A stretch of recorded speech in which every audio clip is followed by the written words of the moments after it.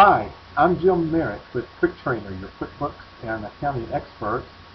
Today's video tip and trick is specific to a client's need. This client, one of the services and products that they provide are wedding services and wedding products of food, etc. And they want to know how, because they require a deposit up front to book the wedding, they want to know how within point of sale they can properly record the deposit taken, and then when the wedding date comes or the rehearsal dinner comes, etc., how they can properly reflect that in both QuickBooks Point of Sale and in QuickBooks Financials.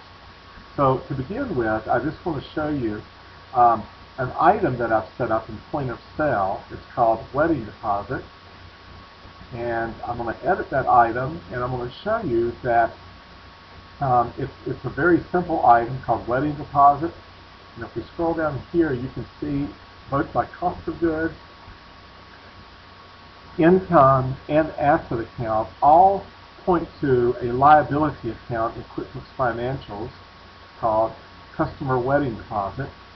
Let me just show you that real quick. And there it is, Customer Wedding Deposit. And again, it's a liability account. Now, going back to the point of sale, so once I have that item set up, I can, of course, use that over and over again. The first thing I'm going to do is I'm going to create a sales order for this item. All right, and wedding deposit, I'll record the amount, and we'll say that this was $8,000. All right. This particular setup requires that a promo code be used. Yours may or may not need a promo code.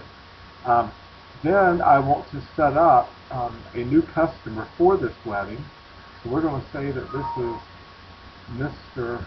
Ernie, and we'll say it's the Ernie L's wedding, no relation. And the wedding is going to take place on 10/01, let's make it 10/15/2011. Now obviously you can fill in this other information, and I encourage you to do that, but that's good enough for this video. Save and select. So now I have a price, I have my item, I have the price of the deposit that I want to take, and I have the customer's name. And now I want to actually take the deposit. So I'm going to click on I want to take deposit or payment. Now this is a critical step. Otherwise, this sales order is going to just sit out there forever, and no deposit is going to be reflected. So we're going to click take deposit. And let's say that they're going to give us $4,000 today.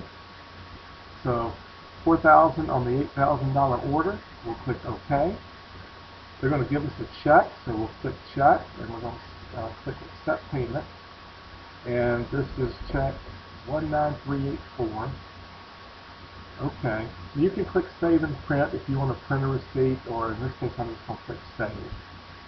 Now when I look at the sales order list, under point of sale, sales order list, I can see right there, there's the Ernie L's wedding, and we took a $4,000 deposit. They still have a balance of $4,000. Now when you do your end of day, of course you would go here. I don't need to do all these things here. I'm just going to click cancel and go another way, but you would typically do the end of day. I'm going to click update QuickBooks, and it's going to go through the motions now and write all the different transactions and list data that it needs to write. And we're done. Now let me show you the result in QuickBooks Financials. First of all, the results would be found on the balance sheet, because remember this is a liability account. And I'm going to drill down and then show you, I'm going to total this by payee so we can break out the various payees. But in this case, we'll get rid of this information, and expand this column. And you can now see that there's the Ernie L's wedding on 5/17/2011, $4,000 has been given.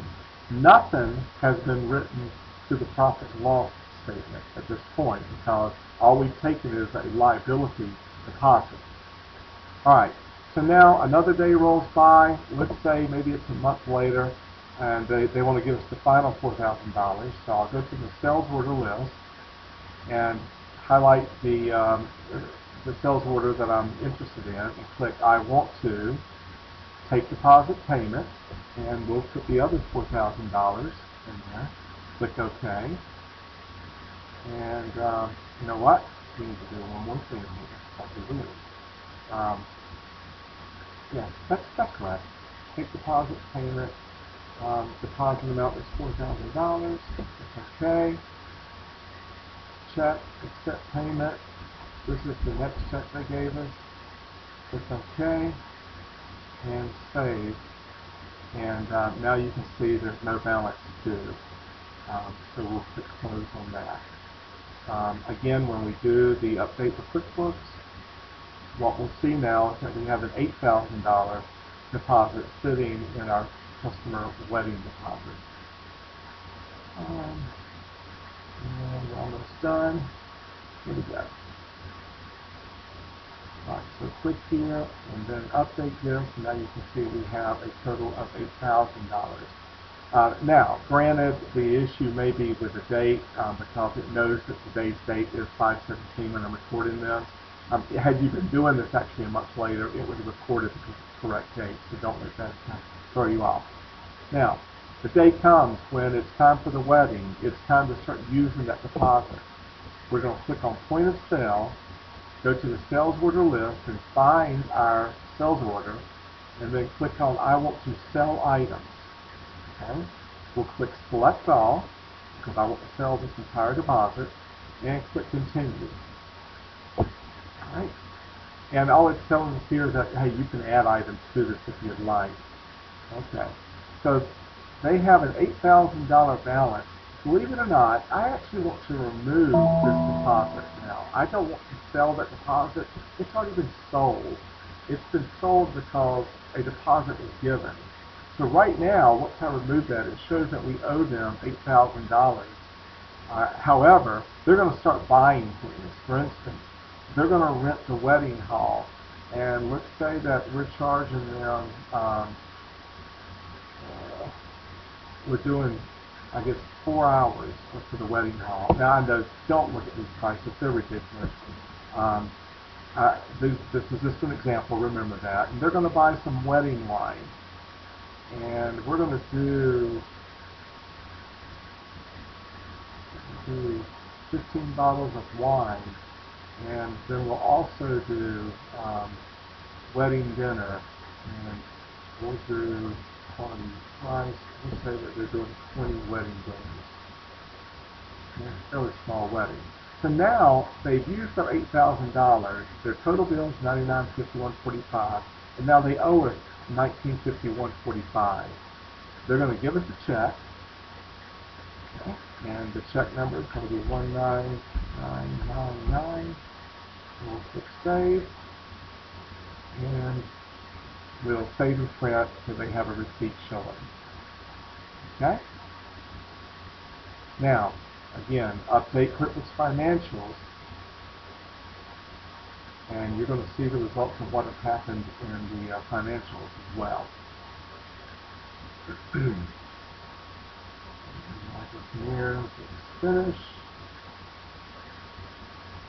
Be patient, be awkward silence. And here we go. And okay. So on this side, if we look at the wedding deposits, and again I'm going to sort it by payee, we'll see that on their wedding, $4,000 taken, and now $8,000 paid and used. And if we look at the profit and loss statement, we'll see here we had $6,000 in wedding services used, and over here we'll see that we had this, $36.58.75. All right, I hope this is clear. I hope it helps you. If you have any questions, feel free to email us at info@quicktrainer.biz, B-I-Z, and you can visit our website at www.quicktrainer.biz, B-I-Z, and make it a great day.